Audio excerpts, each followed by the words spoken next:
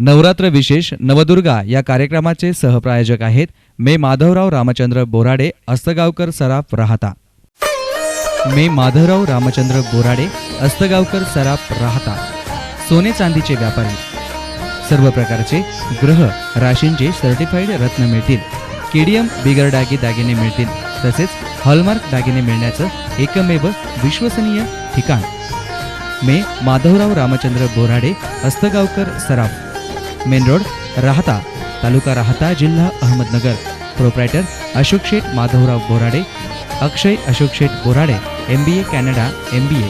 Phone number 985051 2767 024 23 242 112 आणि 242 558. राहत्यातील एक विश्वसनीय सुवर्णपेढी मे माधवराव रामचंद्र बोराडे, अस्तगावकर सराफ.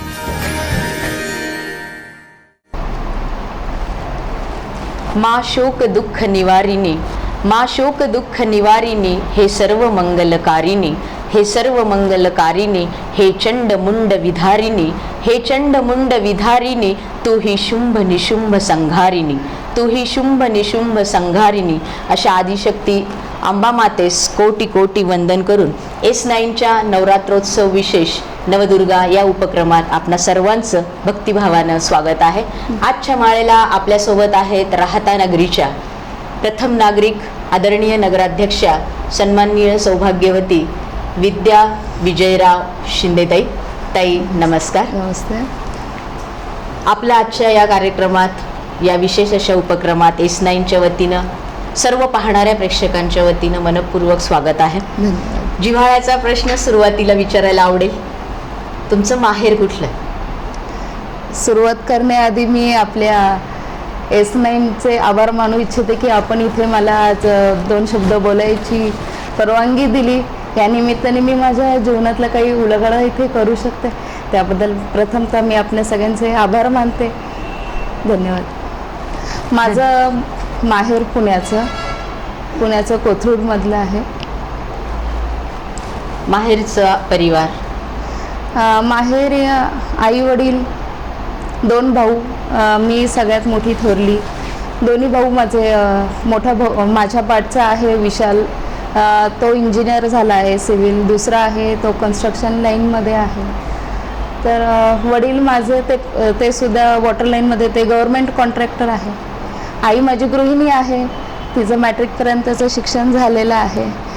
थोडक्यात सांगायचं तर एक सुसंस्कृत शिवाय सुशिक्षित एक फॅमिली म्हणून आहे.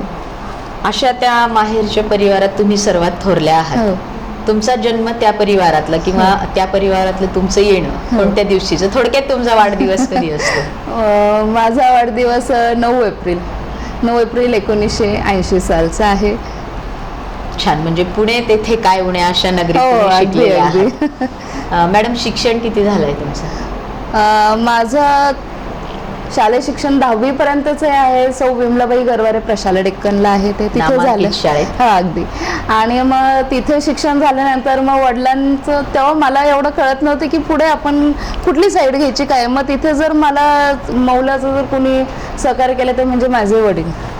माझ्या वडिलांनी सांगितलं, नाही बेटा, तुला तर अकाउंटिंग वगैरे या सब्जेक्टमध्ये फार आवड आहे, रस आहे, तर त्यापेक्षा तू कॉमर्स साईड चूज कर की जेणेकरून तुला भविष्यात काही प्रॉब्लेम येणार नाही. खास करून सर्व्हिसच्या दृष्टीने मी म्हणते की मग तुझी सेटल होऊ शकते. मग मी म्हणले ठीक आहे, अच्छा चालेल. मग मी पुण्याच्या कॉमर्स साईडसाठी पुण्याच्या BMCC कॉलेजमध्ये घेतलं. तेही मानांकित? अगदी. तिथे मी घेतलं आणि मग तिथे ग्रॅज्युएशन पूर्ण करत गेले. छान. मॅडम, पुण्यातून ज्यावेळी तुम्ही राहत्यात आलात, थोडक्यात हे वळण म्हणजे लग्नाचं. हो.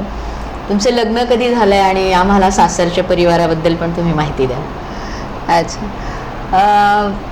तसं सांगायचं थोडंसं मजेशीरच ही गोष्ट म्हणावी लागेल. पुण्याला जेव्हा मी शेवटच्या वर्षाला होते TYला, तेव्हा आमच्या शिंदे फॅमिलीकडून, माझ्या सासरकडून मला मागणी आली. नोव्हेंबर महिन्याच्या शेवटी पाहायला आले आणि लगेच झटकन 2 दिवसात लग्न पण ठरलं आणि डिसेंबरच्या 12 तारखेला माझा साखरपुडा झाला. म्हणतो बे चट मंगनी पड ब्यात, त्यासारखंच थोडक्यात. एका महिन्याभराच्या हो अगदी. 23 जानेवारीला माझं लग्न सुद्धा झालं. तर असं आणि लग्न करून कारण माझ्या घरी काका काकू हे सगळे म्हणजे मला पण तिकडे सगळे नातेवाईक आहेत, पण कसं होतं काकाचं घर वेगळं, आमचं घर वेगळं. एक छोटी फॅमिली होती, म्हणजे मी, माझे 2 भाऊ, आई वडील असं. पण लग्न झाल्यावर आईनी सांगितलं, त्याच्या आधीच आईने मला सांगितलं होतं की बाळा आता तुझं लग्न झाल्यावर ही तुझी जी फॅमिली, ज्या फॅमिलीमध्ये तू जाणार आहे ती जॉईंट फॅमिली, मोठी फॅमिली आहे, तर तिथे तुला सगळ्यांबरोबर ॲडजस्ट करावं लागणार आहे सगळ्यात मी. आणि जर इथे तू मोठी आहेस तर तिथे तू सगळ्यात छोटी आहे, त्यामुळे प्रत्येकांच्या विनंतीला तुला मान द्यावंच लागणार. जिथे पटत नाही आहे तिथे तुला झुकावंच लागणार आणि ते सगळं मान्य करून तुला पुढे जावं लागणार. ठीक आहे म्हणलं, चला चालायचं. तर माझ्या वडिलांनी तेव्हा मला एकच सांगितलं की बाळा तुला माझ्यावर विश्वास आहे ना? हो आहे. मग मी म्हणेल तसंच कर. नातेवाईकांना, दुसऱ्या नातेवाईकांकडे चौकशी केली तर ते म्हणाले की नाही बीडी शिंदे साहेब ते तर आहे, प्रसिद्धच आहे, चांगलं आहे. माझे पप्पा म्हणले ठीक आहे चांगली गोष्ट, पण मुलगा मेन कसा आहे ते सांगा. मग ते म्हणाले की नाही नाही नाही, मुलं तर डोळे झाकून चांगलं आहे, मेन म्हणजे शांत आहे, गरीब आहे, त्यामुळे काही प्रॉब्लेम येणार नाही. मग माझ्या पप्पाने अगदी सुटकेचा निश्वास घेतला, अच्छा चला बरं आहे, कारण आपली मुलगी बडबडी आहे आणि तिला सण होत नाही, जिथं नाही पडलं की ती रोकटोक बोलणारच, तर त्या मानाने बरं आहे की आपले जावई शांत आहे, त्यामुळे काही प्रॉब्लेम येणार नाही. पप्पांना आणि साईबाबांवर खूप श्रद्धा होती. ते म्हणले चला साईबाबांकडे बघून आपण, त्यांच्यावर श्रद्धा आहे, त्यांच्यावर डोळे झाकून विश्वास ठेवूया आणि मान्यता देऊया. या पद्धतीने इथे लग्न झालं. लग्न करून आले. मी 3 नंबरची आहे, मला 2 मोठ्या जावा आहेत, जेठ आहेत, घरात चिल्लर बिल्लर पण आहेत. मग सगळ्यांना एक साथ घेता घेता पण मला असं कधी वाटलं नाही इथे असं वेगळं काही, कारण का माझ्या जावांनी मला खूप सांभाळून घेतलं. त्यावेळेस त्यांना माहिती होतं की ही मुलगी शहरातून आलेली आहे, तिकडचं वातावरण खूप फ्री आहे आणि इकडचं थोडंसं गावामुळे इकडे आहे असं नाही, पण जास्त खास करून सांगायचं तर प्रेरणा घेतली तिने माझ्या सासऱ्यांची. माझे सासरे माझ्या मागे खंबीरपणे अगदी उभे राहिले. त्यावेळेस त्यांची सगळ्यात जास्त मला मदत झाली. सासरे म्हणले विद्या घाबरू नको, मी आहे ना, मी बघतो, मी करतो, तू काळजी नको, फक्त तू टेन्शन नको घेऊ, तू व्यवस्थित राहा, काय प्रॉब्लेम आला तर तू मला सांग, मी बघतो. ठीक आहे म्हणलं, चला मग काही टेन्शन नव्हतं. काय प्रॉब्लेम आहे त्यांच्यावर बोलत होते, चर्चा करत होते, अशा पद्धतीने सुरळीत चालू झालं. बस एवढंच. इतका छान सासरचा परिवार आहे म्हटल्यानंतर आता ते वर्णन आम्हाला उखाण्याच्या माध्यमातून आवडेल, किंवा आम्हाला तुमचा उखाणा ऐकायचा आहे, सगळ्यांना ऐकायचा आहे. अच्छा, उखाणा घ्यायचा म्हणजे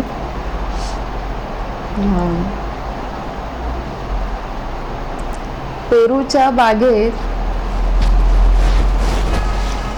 बागेत उखाणा कसा घेऊ मला?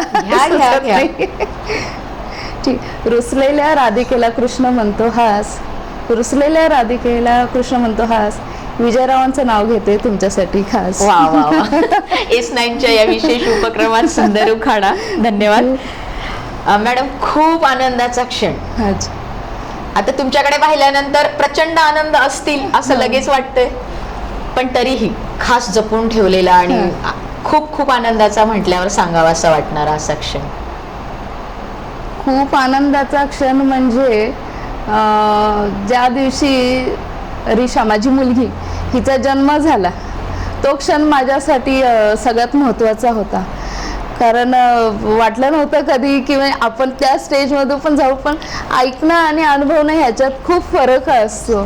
ज्या दिवशी मी आई झाले त्या दिवशी तो क्षण माझ्यासाठी फार महत्त्वाचा होता असं मला वाटतं. म्हणजे प्रत्येक नारीसाठी मातृ अगदी हे जे सुख, हो, तर आणि त्यातल्या त्यात मुलगी झाली, अच्छा, त्याचा प्रचंड आनंद.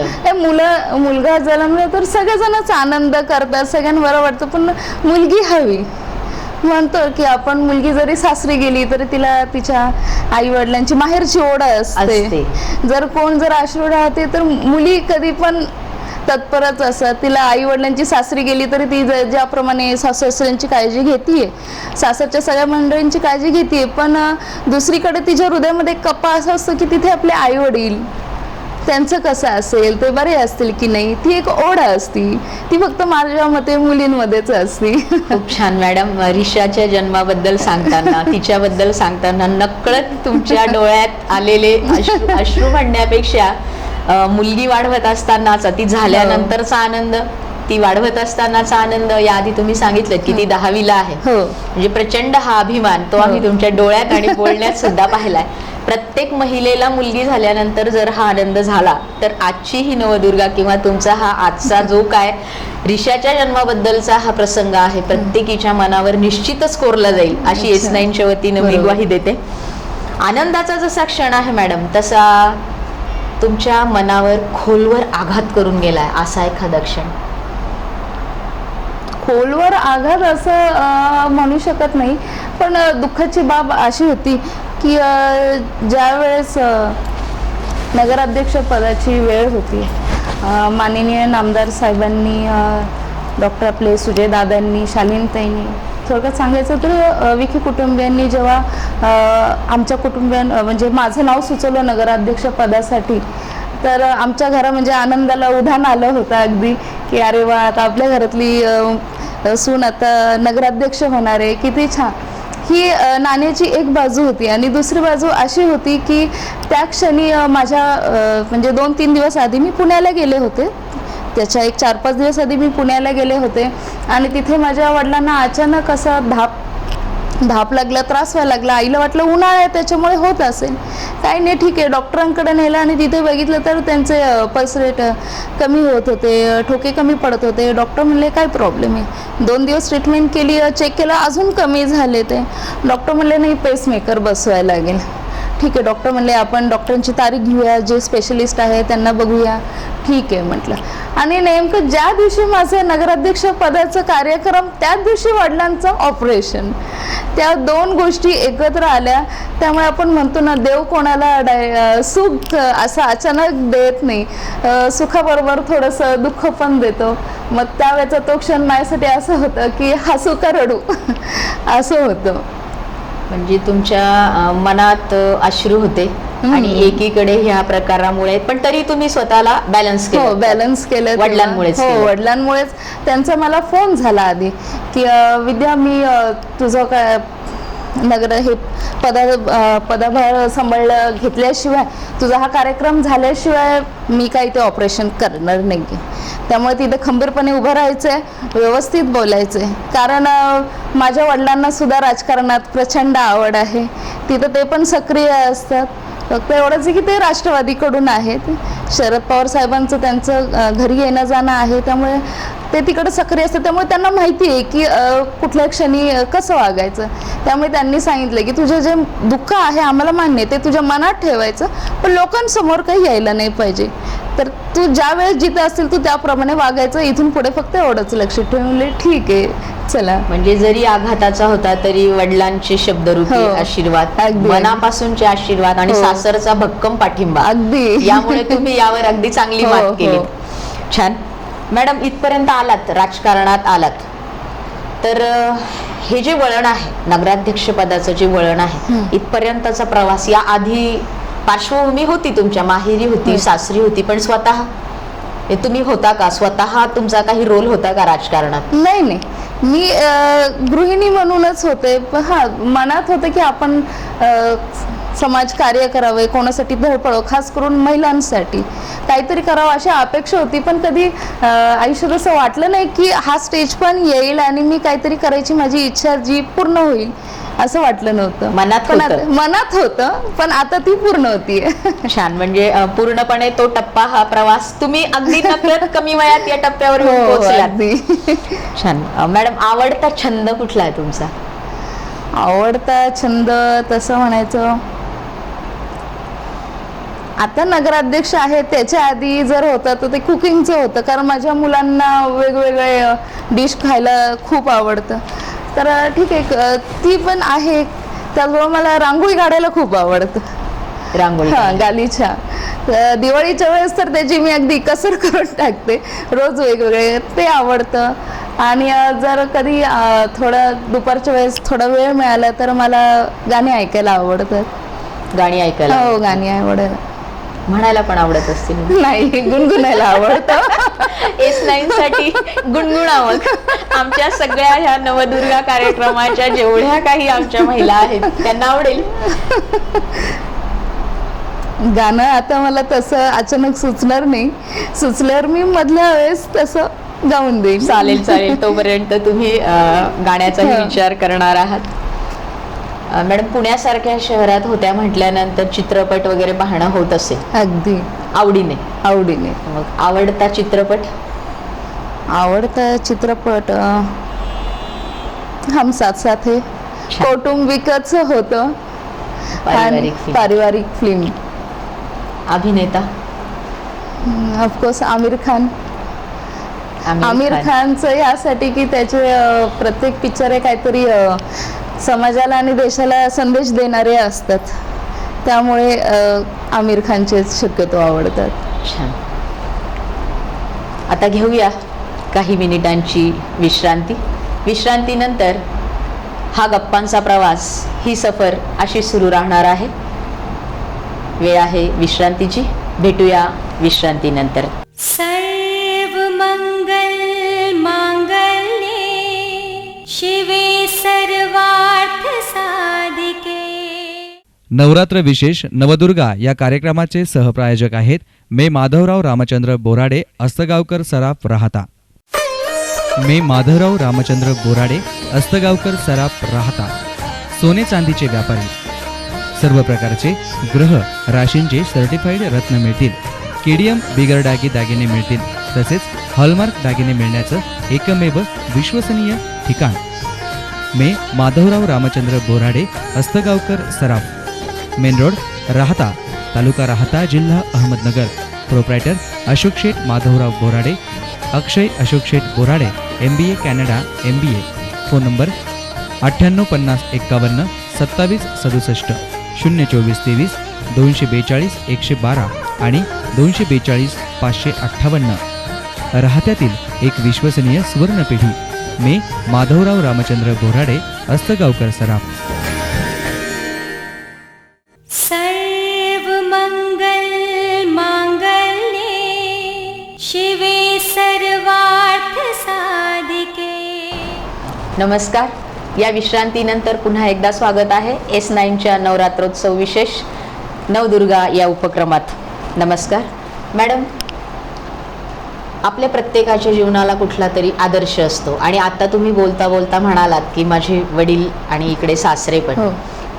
पण राजकीय क्षेत्रातला जो आदर्श आहे तोही आम्हाला ऐकायचा आहे.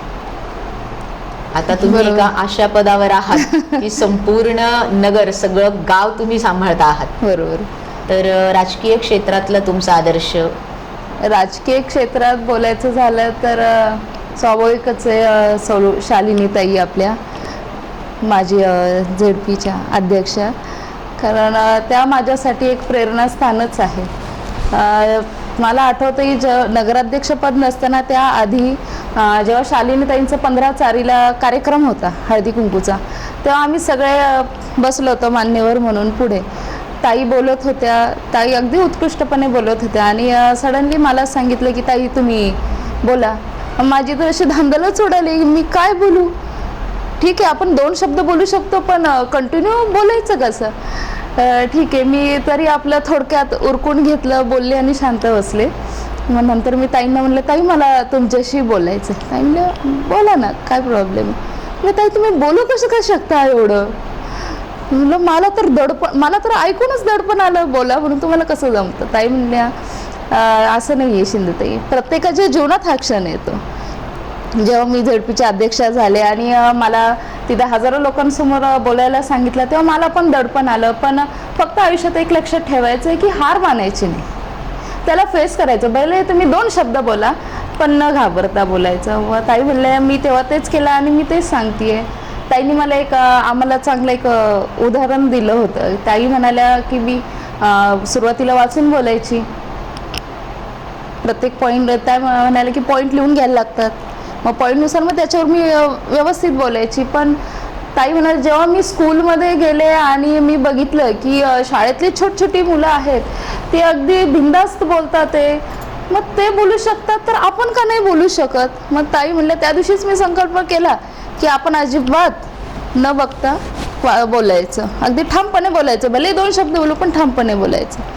तर ते त्यांचं वाक्य माझ्या मनाला खूप लागलं. मग मी पण ठरवलंय की नाही, सुरुवातीचं काळ होईल आपला थोडासा डगमग, पण नंतर जसं 2 शब्द बोलायचे पण न बघता बोलायचं, त्या पद्धतीनेच आता थोडक्यात चालू आहे. तर माझं प्रेरणास्थान हे शालीनताई नक्कीच राहते. म्हणजे प्रेरणास्थान आहे. त्यात त्यांच्या वक्तृत्वामुळे त्या तुम्हाला भावल्या पण, अगदी अगदी. आश्चर्य पण वाटलं आणि त्या तुमच्या मार्गदर्शिका पण हो, झाल्या. हो. अगदी चांगल्या छानशा शब्दात त्यांनी तुम्हाला हे सगळं सांगितलं आणि बरोबर. एक प्रकारे पाठिंबाच दिला.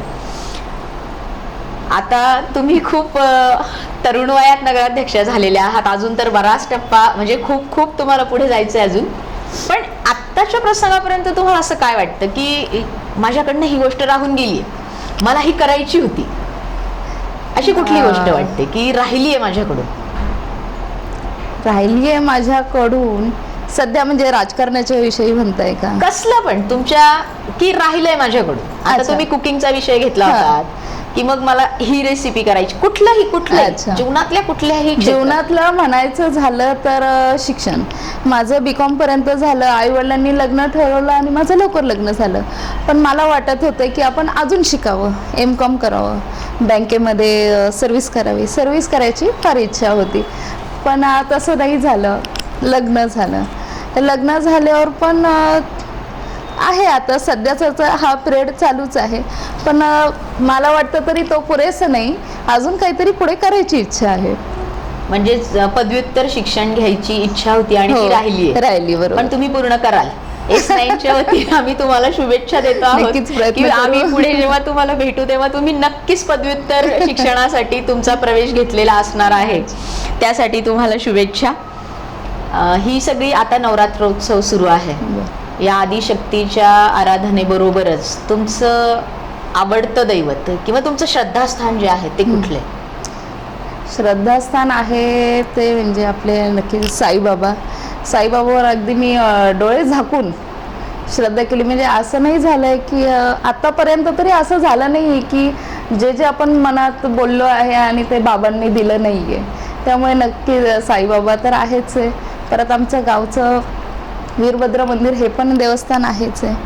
त्यामुळे आतापर्यंत तरी देवानी भरपूर काही दिलेलं आहे. शिर्डीस ज्याचे लागतील पाय, टळतील पाय सर्व हो, तयार, हो. असं पुण्याहून तुम्ही इथे आल्यानंतर तुम्हाला साईनाथांनी बरोबर आहे. वीरभद्रांनी अगदी दिलंय. शिर्डीची माझी माय, शिर्डीची माझी पंढरी असं म्हणावं लागेल. वा वा.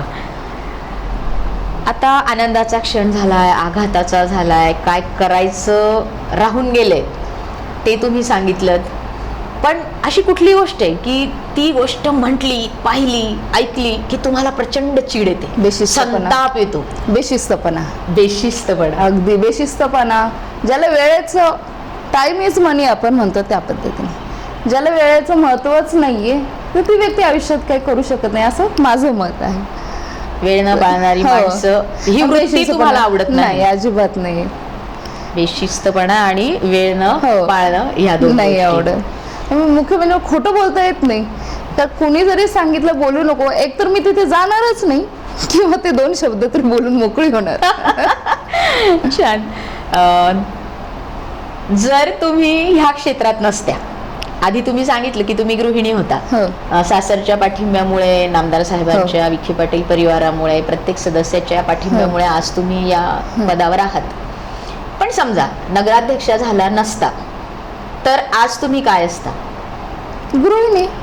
गृहिणीच राहिली हो, असता. गृहिणी. सगळं माझ्या 2 मुलांची आई. आपण समाज घडवतो ही एक गोष्ट आहे, पण घरात जेव्हा आपण आपल्या मुलांना घडवू शकतो तरच आपण समाज घडवू शकतो असं मला वाटतं. नाही, पण ह्या पदावर असताना पण तुम्ही आई आहात. हो हो. मग कुठल्या ते सोडून जर तुम्ही नगराध्यक्षा नसत्या अच्छा. तर तुम्ही काय झाल्या असत्या किंवा कुठलं क्षेत्र तुमचं राहिलं असतं असं तुम्हाला वाटतं? तसं तेवढा अजून विचार केलेला नाहीये. अच्छा, म्हणजे हे नकळत आलेलं पद अगदी आनंदाने तुम्ही नकळत स्वीकारलेलं आहे. आलेलं पद एक चॅलेंज म्हणून मी ते ऍक्सेप्ट केलं. पण त्याआधी जर होते तर ती म्हणजे गृहिणीच होते. तर अगदी कमी वयात तुमची ही असलेली खूप झेप खरंच महत्वाची आहे. तुम्हाला फ्लेक्सवर पाहिल्यानंतर, वेगवेगळ्या बोर्ड्सवर पाहिल्यानंतर अगदी तरुण अशी नगराध्यक्ष राहत्याला मिळालेली आहे. हा जसा अभिमानाची बाब आहे, ही अतिशय महत्वाचा टप्पा आहे. ह्यावेळी तुम्हाला आता एक अधिकारवाणीनं महिलांना काय सांगावं असं वाटेल? आणि तुमच्याजवळ ते पद आहे देखील आणि अनेक ठिकाणी तुम्ही जाता, पण आज तुम्हाला पाहणारा महिला वर्ग जास्त आहे. आपला हा जो उपक्रम आहे, बरेच जण पाहत आहेत, मान्य आहे, पण तरी महिला वर्गाला भावलेला, S9 सुरू केलेला, तर या निमित्तानं तुम्हाला महिलांना काय सांगावं असं वाटेल? आधी मला सुरुवातीला बोलावंसं असं वाटतं की माझे सासरे, हे सासरे म्हणजे आमचं शिंदे कुटुंबीय हे विखे कुटुंबियांचं अगदी निष्ठावंत म्हणून आहे. सासरे हे अगदी सामाजिक कार्यावरती निष्ठावंत कार्यकर्ते म्हणून त्यांनी बघितलं. साहेबांनी ते जेव्हा सुरुवातीला आपली पालिका जेव्हा स्थापन झाली तेव्हा सासरे माझे नगरसेवक होते. त्यानंतर मागच्या पंचवार्षिकला माझे मिस्टर होते. त्याच्यानंतर हे आपलं महिला आरक्षण झाल्यानंतर साहेबांनी सांगितलं की चला शिंदे फॅमिलीतल्या एका महिलेचं नाव सुचवा.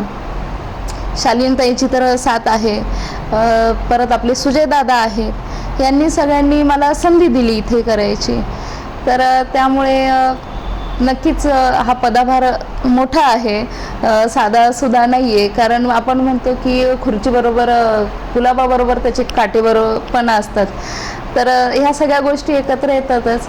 मला महिलांना सांगावं असं वाटतं की चूल आणि मूल ह्याच्या पलीकडे पण जग आहे, ते आपण पाहायला पाहिजे. कारण आता आपल्या शालिनीताईंनी बचत गटाच्या मार्फत तर महिलांमध्ये एक चळवळच उभी केलेली आहे. त्यामुळे महिलांना व्यावहारिक ज्ञान पण प्राप्त होतच आहे. ज्यांना होत नाही त्यांनी सुद्धा धडपड करावी, घरात बसू नये. आपण म्हणतो की काही महिला म्हणत असेल की आम्ही शिकलो नाही आहे ताई, आम्ही पुढे जाऊन काही करू शकत नाही.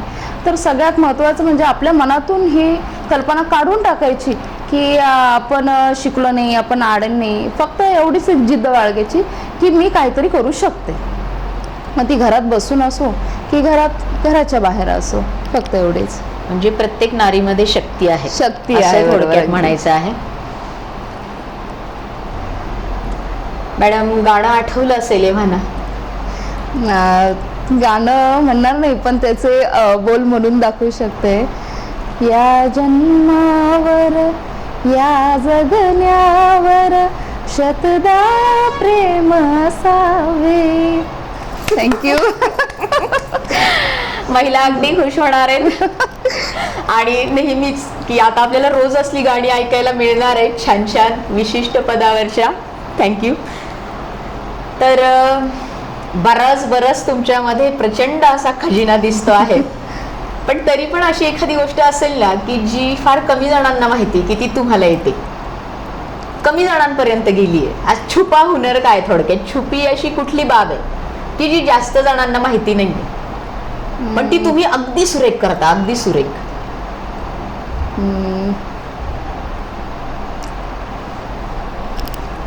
वेळ लागतो म्हणजे नक्कीच ती छुपी आहे, ती आज तुम्हाला उघड करायची आहे. म्हणजे टू व्हीलर तर चालवता येते, हे तर सगळ्यांनाच जवळजवळ येतं. पण आपली जे दुसऱ्या गाड्या असतात, जेंट्स जे वापरतात, यामा पल्सर वगैरे, ती गाडी सुद्धा मला अगदी व्यवस्थित चालवता येते. फक्त इकडे कधी त्याचा प्रसंग आला नाही, कारण इथे तसं चालणार नाही. वा, म्हणजे तुम्हाला यामाहा वगैरे चालवता येते अगदी. हा छुपा हुनर बऱ्याच जणांना माहिती झालेला आहे, जाहीर माहिती झालेला आहे. आणि एखाद्या कार्यक्रमात मे बी तुम्ही तयार राहा, तुम्हाला त्या राईड घ्यायला लावणार म्हणजे लावणार. तर अतिशय सुरेख असा छुपा हुनर समजलेला आहे. वेळ आहे विश्रांतीची. भेटूया विश्रांतीनंतर. पुन्हा एकदा या गप्पांचा हा प्रवास असा सुरू राहणार आहे. घेतो आहोत काही क्षणांची विश्रांती. सर्वमंगल मांगल्ये शिवे सर्वार्थ साधिके. नवरात्र विशेष नवदुर्गा या कार्यक्रमाचे सहप्रायोजक आहेत मे माधवराव रामचंद्र बोराडे, अस्तगावकर सराफ, राहता. मे माधवराव रामचंद्र बोराडे, अस्तगावकर सराफ, राहता. सोने चांदीचे व्यापारी. सर्व प्रकारचे ग्रह राशींचे सर्टिफाईड रत्न मिळतील. केडीएम बिगर डागी दागिने मिळतील.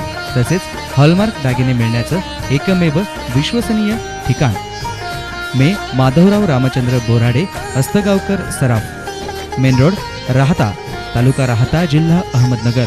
Proprietor Ashok Sheth Madhavrao Borade, Akshay Ashok Sheth Borade, MBA Canada MBA. Phone number 985051 2767, 02423 242 112 आणि 242 558. राहत्यातील एक विश्वसनीय सुवर्ण पिढी. मे माधवराव रामचंद्र बोराडे, अस्तगावकर सराफ. सर्वमंगल मांगल्ये शिवे सर्वार्थ साधिके. नमस्कार. विश्रांतीनंतर पुन्हा एकदा S9च्या नवरात्रोत्सव विशेष या विशेष उपक्रमात नवदुर्गा या कार्यक्रमात आपणा सर्वांचं भक्तिभावानं स्वागत. वळतो आहोत पुन्हा आपल्या या गप्पांच्या प्रवासाकडे.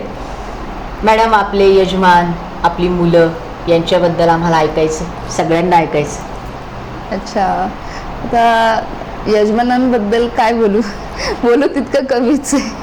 म्हणतात की प्रत्येक यशस्वी पुरुषाच्या मागे स्त्रीचा हात असतो, पण माझ्या बाबतीत थोडंसं ते उलटं राहील. माझ्या तर मागे पाठिंबा अगदी खंबीरपणे ते उभे राहिलेले आहेत. त्यांच्यामुळेच मी आज ह्या पदावर आहे असं म्हटलं तरी चालेल. कारण का हा फील्ड माझ्यासाठी पूर्णपणे अगदी वेगळा आहे. तर मला पदोपदी त्यांनी सहकार्य केलेलं आहे. हे असं असतं, ते तसं असतं. त्यांच्या सहकार्यामुळे मी पुढे जाऊ इच्छित आहे. तर दुसरं आणि बोलायचं म्हणजे माझी मुलं. मला 2 मुलं आहेत. मोठी मुलगी, तिचं नाव रिशा, ती सेंट जॉन स्कूलमध्ये, राहत्याच्या सेंट जॉन स्कूलमध्ये आहे. इयत्ता 10वीत आहे ते. आणि छोटा आहे तो मुलगा रुद्र, तो लोणीला PPS स्कूलमध्ये आहे. रुद्र आणि रिशा. छान. सगळ्यात महत्त्वाचं सांगायचं म्हणजे रिशा हे नाव माझे सासरे आणि त्यांच्या ग्रुपमधल्या मित्रांनी सगळ्यांनी मिळून ठरवलेलं आहे. अरे वा वा, म्हणजे तुम्ही सगळ्यांच्या इच्छेला मान दिलेला आहे. अगदी छान. क्वचितच अशी एखादी आई असेल की ती सगळ्यांच्या इच्छा नाही, कारण जो आनंद तुम्हाला रिशा झाली आहे त्यावेळी झाला होता, म्हणजे त्या सगळ्यांनी तुमच्या आनंदात भर टाकलेली आहे, साथ दिलेली आहे. आता तुमच्याशी आतापर्यंत जो वार्तालाप झालाय, जेवढ्या गप्पा मारून झाल्या, तर असं वाटत नाही की तुम्हाला एखादी गोष्ट येत नसेल. आता यामाहा पल्सर तुम्ही चालवता आहात अगदी उत्तमरित्या, पण अशी कुठली गोष्ट आहे की जी तुम्हाला येत नाहीये किंवा करताना यातना होत आहेत की मला हे जमणार नाहीये किंवा ती अवघड वाटते, की समजा नाही यातना वगैरे नाही होत आहेत पण करायला भीती वाटते आणि मला नाही जमणार हे, अशी कुठली गोष्ट आहे? जर मला कोणी सांगितलं की तुम्हाला 1 तास उभं राहून भाषण द्यायचंय, ते मला जमणार नाही. नाही मॅडम, तिथे मला खूप दडपण येईल.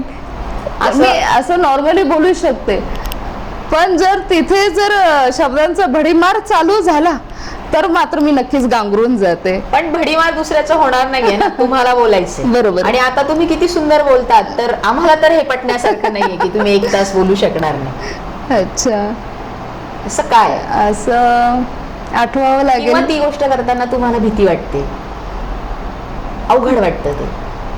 भीती वाटते ती म्हणजे 4 व्हीलर शिकण्याच्या बाबतीत असेल. कारण मी लर्निंग लायसन्ससाठी जेव्हा आपल्या राहत्याला गेले होते, श्रीरामपूरचे जेव्हा ते इन्स्पेक्टर आले होते, त्यांना म्हणलं साहेब मला लर्निंग लायसन काढायचं आहे. ते म्हणले अच्छा चालवता येतं का? म्हणलं थोडं थोडं येतं आहे, नीट नाही. ते म्हणले तरी आले लायसन घ्यायला? म्हणलं हो. ते म्हणले ठीक आहे चालवा गाडी. गाडी घेतली, स्टार्ट केली, गाडी बंद. ब्रेक मारला, गाडी बंद. ठीक आहे म्हणले. मग त्याच्यानंतर गाडी स्टार्ट झाली, 1 राऊंड घेऊन आले. साहेब म्हणाले ठीक आहे तुम्ही पास झालात, सुरुवातीला चुकलात पण नंतर पास झालात. ठीक आहे म्हटलं. साहेब म्हणाले फक्त विचार करा, सपोज तुम्ही गाडी चालवताय, तुम्हाला मी लायसन्स दिलं आणि तुम्ही गाडी चालवताय आणि तुमच्याच गाडीखाली तुमचा मुलगा आला की तुम्हाला कसं वाटेल? त्यावेळेला मी खूप शॉक झाले. म्हणजे जेवढं कॉन्फिडन्स होता शिकायचा तो पण माझा तिथेच लूज झाला. मग मी तेव्हा कानाला खडा लावला. ह्यांना म्हटलं नाही बाबा, जोपर्यंत मला परफेक्ट शिकता येत नाहीये तोपर्यंत काय मी ती गाडी मी जाणार नाही, लर्निंग लायसन्स सुद्धा घेणार नाही बाबा. त्यावेळेस तुम्ही ठरवलं चालवण्याची म्हणजे भीती अगदी. वाटते. हो पण नाही, तुम्ही त्यातनं बाहेर या. S9च्या वतीने ह्या शुभेच्छा आहेत तुम्हाला. अगदी. खूप खूप वेळ आहे तुम्हाला असं आपण समजूया. नाहीये, हा. अगदी निवांत आहात तुम्ही. हो. निवांत राहूच शकत नाही नाही. ह्या पदावर असणारी महिला. पण आहे वेळ, त्यावेळी तुम्हाला काय करायला आवडेल? जसं मी पहिलंच सांगितलं आहे तर माझं पहिलं प्राधान्य हे माझ्या 2 मुलांना असेल. तर खास करून त्यांचा होमवर्क, छोटा मुलगा माझा, मुलगी खूप सिन्सिअर आहे पण थोडा मुलगा नॉटी आहे त्यामुळे त्याच्याकडे लक्ष द्यावं लागतं. आणि दुसरं म्हणजे की जे मी इतके दिवस माझ्या मैत्रिणींशी मला भेटता नाही आलं, बोलता नाही आलं, तर नक्कीच त्यांच्याबरोबर गप्पा मारायला आवडतील. अरे वा, जाणून घ्यायला आवडेल त्यांना अगदी. इतक्या दिवसांनी. छान. आता हे सगळं तुमचं इतकं बिझी शेड्यूल असताना अच्छा. तुमचा दिवस जो आहे हा खूप लवकर सुरू होत असेल हो आणि फार उशिरा मावळत हो हो असेल. अगदी. आम्हाला आवडेल ती दैनंदिनी जाणून घ्यायला. अच्छा. माझी सुरुवात होते पहाटे 5:30 ते 5:45च्या दरम्यान. कारण का माझा मुलगा PPSला असल्यामुळे त्याची बस 7 वाजता दाराच्या समोर येते. त्यामुळे त्याला टिफिन बनवायचं, त्याला आवरायला मदत करायची, त्याला जे लागतं ते द्यायचं. शिवाय मुलीला पण सकाळी ट्युशन असते, ते लुटे सरांची ट्युशन असते, ती सेंट जॉन स्कूलमध्ये आपल्याला मी सांगितल्याप्रमाणे. त्या दोघांची तयारी झाल्यावर ते जातात. मग त्याच्यानंतर मग पूजा अर्चा झाल्यानंतर खाली जायचं. इथेच माझं देवघर आहे, वरतीच असल्यामुळे मग मला ते सगळं आवरायचं आणि खाली जायचं. त्याच्यानंतर ॲज युजल नाश्ता बनवायचा, कारण सासू-सासरे आम्ही एकत्र राहतो आणि मग त्यांची जास्त काळजी घ्यावी लागते. आई पप्पांचा मी त्यांना आई पप्पाच म्हणते, कारण ते जसे माझे मम्मी पप्पा आहेत पुण्याचे, जसं माझे माहेरचे आई वडील आहेत, अगदी ते तसंच आहेत आणि त्यांनी माझा सांभाळ पण आतापर्यंत तसाच केलेला आहे. तर इथे आई पप्पांचं सकाळी त्यांचं पण आणि आमचा पण, आमच्या चौघांचा नाश्ता, त्यानंतर जेवण. जरी मी आज ह्या पदावर असले तरी आमच्या फॅमिलीमध्ये बाईच्या हातचं कोणाला आवडणार आहे, शिवाय मलाही नाही आवडणार, कारण शेवटी जी चव आपल्या हातात असते ती बाईच्या हातात नसते असं आम्हाला वाटतं. बरं, दुपारचं जेवण झाल्यानंतर मग मी पालिकेत जाते. पालिकेत गेल्यानंतर तो का तर म्हणजे संघर्षाचा पण म्हणायला लागेल, किंवा आपल्या नागरिकांच्या काही प्रॉब्लेम असतील, समस्या आहेत, त्यांना फेस करावं लागतं तिथे. आणि प्रत्येकाच्या शंकेचंही निरासन करावंच लागतं, कारण प्रत्येक त्याच उद्देशाने तिथे आलेलं असतं. मग सगळ्या नागरिकांचं जे बोलणं आहे, मग पालिकेतला स्टाफ असेल त्यांचं काय म्हणणं आहे, तिथले मग आमचे CO साहेब असतील, त्यांच्याकडूनही मला मार्गदर्शन व्यवस्थितपणे मिळतं आहे की नाही मॅडम हे असं असतं, ते तसं असतं, ठीक आहे. कारण प्रत्येक गोष्ट ही माझ्यासाठी आता नवीनच आहे, त्यामुळे CO साहेबांची पण मला तिथे खूप मदत होते. त्याच्यानंतर तो साधारणतः 3-3:30पर्यंत झाल्यावर घरी यायचं, जेवण करायचं. मग संध्याकाळी तोपर्यंत मुलं आलेले असतात, मुलांच्या खाऊचं बघायचं.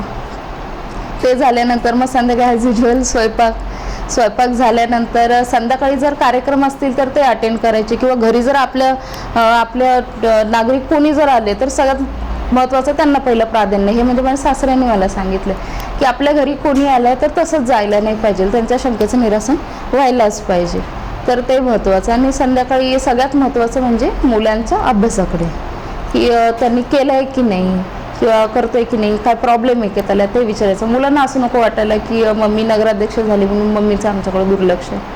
त्याच्यानंतर संध्याकाळी जेवण करून मग मुलांना झोपी लावायचं आणि मग तसं रात्री 11 वाजेपर्यंत तसं दिनकाळ आहे थोडक्यात. 5:30ला सुरू होणारा दिवस 11 वाजेपर्यंत जातो आहे. स्वास्थ्य टिकवण्यासाठी मग काय करता? स्वास्थ्य टिकवण्यासाठी बोलायचं झालं तर मी स्कूलमध्ये विमलाबाई गरवारे प्रशालेमध्ये असताना मी तिथे योगामध्ये मी होते. स्कूलमध्ये जे योगा होतं तिथे होतं. मी इंटर स्कूलसुद्धा योगा खेळलेली आहे, त्यामुळे माझं तर पूर्ण योगावरच असेल, कारण सकाळी मुलांमुळे फिरणं, मॉर्निंग वॉकला जाणं तर शक्य नाही, त्यामुळे माझं सगळ्यात जास्तीत जास्त लक्ष हे योगामध्येच असतं. योगाने तुम्ही स्वतःला स्वस्थ हो, ठेवता अगदी. आहात. ही वाटचाल सुरू असताना आणखी पुढे बरंच काही गाठायचंय, तर तुम्हाला अशी कुठली महत्वाकांक्षा आहे की मला ह्या पदावर, आता तर तुम्ही नगराध्यक्ष आहातच, पण महत्वाकांक्षा काय की हे मला करायचंच आहे, मी भविष्यात हे करणार आहे, असं काही रंगवलेलं स्वप्न, मनात असलेली इच्छा? रंगवलेलं स्वप्न रंगवत तर काय आपलं मन आहे, मन तर काय आता फुलपाखरू सारखं असतं, काही काही वाटतं. तर जेव्हा पालिकेतील महिला येतात की ताई आमच्याकडे स्वयंरोजगार काही नाही, काहीतरी पाहिजे, मग मी माझ्या मिस्टरांबरोबर नेहमी चर्चा करते. म्हणलं काय हो, आपण असं नाही करू शकत का, आपल्या विखे साहेबांच्या प्रेरणेने, त्यांच्या मार्गदर्शनाखाली त्यांना विचारून, किंवा आपण सासऱ्यांच्या प्रेरणेने असं करू शकतो का की महिलांसाठी काही गृहउद्योग करू शकतो का, की त्या स्वावलंबन होतील, ते त्यांचं करू शकतील आणि आपल्याला सुद्धा त्यामध्ये काहीतरी रुची मिळेल, समाजकार्य केल्यासारखं वाटेल. कारण मला वाटतं समाजकार्यापेक्षा महत्त्वाचं काही नाही आहे. म्हणजे प्रत्येक महिलेला तुम्हाला स्वयंपूर्ण बनवायचं आहे.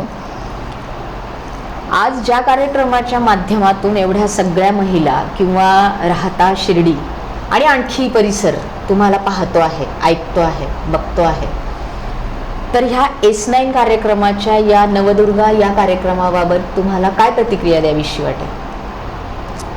की आज त्या माध्यमातून तुम्ही झळकता आहात, याआधी तुम्ही नगराध्यक्ष पदावरून या माध्यमातून झळकलात, पण आज तुम्ही नगराध्यक्ष आहात, या गावच्या पहिल्या नागरिक आहात आणि 1 ते 1.5 तासचा हा वार्तालाप. तर S9 बद्दल तुम्हाला काय सांगायला आवडेल? ह्या उपक्रमाबद्दल काय प्रतिक्रिया द्यावीशी वाटेल? नक्कीच कौतुकास्पदी बाब आहे की S9 इतकं सुंदर उपक्रम आयोजित करत आहे. माझ्या मते हा पहिलाच उपक्रम आपला आहे. तर मला यासाठी आनंद आहे की ह्या निमित्ताने मला माझ्या सगळ्या नागरिकांशी, सगळे जे माझे हितगुज आहे सगळ्यांशी मला चर्चा करता येत आहे. माझ्या मनातलं काही आहे ते त्याबद्दल मला इथे बोलता येत आहे. त्याबद्दल शिवाय ज्या रोजच्या घडामोडी होतात, जे आपण लोकल न्यूज चॅनल म्हणतो, रोजच्या ज्या घडामोडी आहेत ते पब्लिकला दिसत आहे, लोकांना संदेश करता येत आहे. ज्या पद्धतीने आता थोडक्यात सांगायचं म्हणजे राहता नगरपालिका आमचं स्वच्छता अभियान राबवत आहे. तर S9 मधून फक्त हे काय म्हणतात स्वच्छता अभियानच असं नाही, तर साहेबांनी आता जी अपघाताची विमा पॉलिसी काढली, तर आपण आता डोर टू डोर पब्लिकला सांगू शकत नाही. तर मग आम्ही S9 वरून आवाहन केलं पब्लिकला की आपण ही पॉलिसी उतरवा, कारण ह्याचं प्रीमियम हे सगळं नामदार साहेबांच्या मार्गदर्शनाखालीच हे सगळं होणार आहे. शिवाय 5 वर्षासाठी तुम्हाला काहीच करायची गरज नाही, अकाउंट उघडायची सुद्धा गरज नाही. सगळं जर साहेब बघणार असेल तर आपण फक्त याचा पुढाकार घ्या. त्याच पद्धतीने दुसरं असं की महिलांच्या बाबतीत खास करून मला हे सांगावंसंच वाटतं, सॉरी मी थोडं ब्रेक घेते, की हे जे स्वच्छता अभियान राहत्यामध्ये चालू आहे, महिलांनी खास करून स्वच्छतेच्या बाबतीत जागरूक राहायला पाहिजे. कारण काय होतं, आपण कचरा काढणाऱ्याला कचरावाला म्हणतो, पण ॲक्च्युली कचरा हा आपणच करत असतो. तर तसं न करता जर आपण घरामध्येच ओला आणि सुका कचरा जर वर्गीकरण करून जर दिलं, आपण राहत्यामध्ये आता ग्रीनीला कॉन्ट्रॅक्ट ह्याचा दिलेला आहे, जर आपण ते जर केलं तर मग त्यांच्या सोयीने पण सोपं राहील आणि आपल्या सोयीने पण सोपं राहील. पण या सगळ्या गोष्टी जर मला बोलता आल्या तर ते फक्त आपल्या S9च्या माध्यमातून आहे. त्यामुळे मी त्यांचे अगदी मनपूर्वक आभार मानते. S9च्या वतीनं या प्रतिक्रियेबद्दल धन्यवाद. मॅडम, आता एक आगळा वेगळा राऊंड सुरू होतोय, रॅपिड फायर राऊंड. बापरे. तुम्हाला उत्तर जे आहे हे उत्तर हो किंवा नाही मध्ये द्यायचे आणि त्वरित द्यायचे, झटपट द्यायचे. पुण्यातली मुलगी, जे आज पुणं हे संपूर्ण जगातलं अतिशय महत्त्वाचं शहर आहे, या पुण्यातली मुलगी जेव्हा राहत्यात लग्न करून येते, तिला आज राहतात जास्त आवडतंय की तिच्या मनात पुणं आहे? नाही, नक्कीच राहता. या राहता शहर जे तुम्हाला आवडतंय पुण्यापेक्षा जास्त, बाहेर असलेल्या पुण्यापेक्षा जास्त सासर राहता आवडतंय, या राहता शहराची प्रथम नागरिक होईल की नाही असं कधी वाटलं होतं की नव्हतं वाटलं? नव्हतं वाटलं नाही. म्हणजे नव्हतं वाटलं, सर्वसाधारण गृहिणी असताना अचानक तुम्हाला राजकारणात यावं लागलं. हे केवळ आपले सासरे किंवा आपले यजमान किंवा सासरचा परिवार यांच्यामुळे की तुम्हाला स्वतःला पण राजकारणाची आवड होती, हो की नाही? नाही, नक्कीच सासऱ्यांमुळे, माझ्या शिंदे कुटुंबियांमुळेच. कारण माझा तर काही म्हणजे रसच नव्हता आणि काही गंधही नव्हतं त्याचं. म्हणजे स्वतःचा नव्हता, त्यांच्यामुळे. त्यांच्यामुळे नगराध्यक्षपदी तुम्ही स्वतः असल्याचा तुम्हाला अभिमान वाटतच असेल, पण तुमचे यजमान जर या पदावर असते तर जास्त अभिमान वाटला असता की स्वतः असतानाचाच अभिमान जास्त वाटला? नाही, नक्कीच ते असताना वाटलंच असतं, कारण आता माझ्या मागे खंबीरपणे तेच उभे आहेत. शेवटचा प्रश्न आहे मॅडम, तुमच्या राजकारणातले आदर्श कोण? पर्याय आम्ही देणार आहे. नामदार साहेब आहेत की सुजय दादा आहेत? ह्या दोघांपैकी एकच सांगायचंय. अरे बाप, दोघांपैकी एकच सांगायचंय. अच्छा, नक्कीच आपले माननीय नामदार राधाकृष्ण विखे पाटील साहेब यांचंच असणार आहे. धन्यवाद मॅडम.